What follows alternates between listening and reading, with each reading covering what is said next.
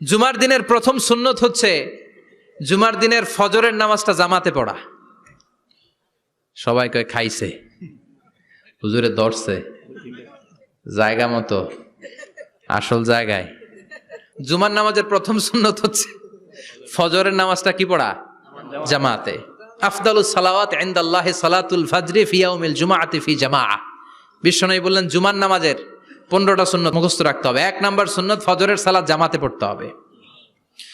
2 নামাজ মুনাফিকদের কাছে সবচেয়ে কঠিন, একটা হচ্ছে ফজরের নামাজ আর একটা এশার নামাজ। এক আলেমকে জিজ্ঞেস করা হলো ফজরের বাতাসটা এত ঠান্ডা আর স্নিগ্ধ কেন? আলেম উত্তর দিয়েছিল, কারণ ফজরের বাতাসে মুনাফিকদের নাকের দুর্গন্ধ মিশে না। ফজরের বাতাসটা স্নিগ্ধ, ফজরের সময় আল্লাহওয়ালাদের আনাগোনা, মুসল্লিদের আনাগোনা, ইসলামের পক্ষের শক্তির আনাগোনা। চিল্লায় বলেন ঠিক কিনা? মসজিদে নববীতে জুমার নামাজের দৃশ্য আর ফজরের নামাজের দৃশ্য ছিল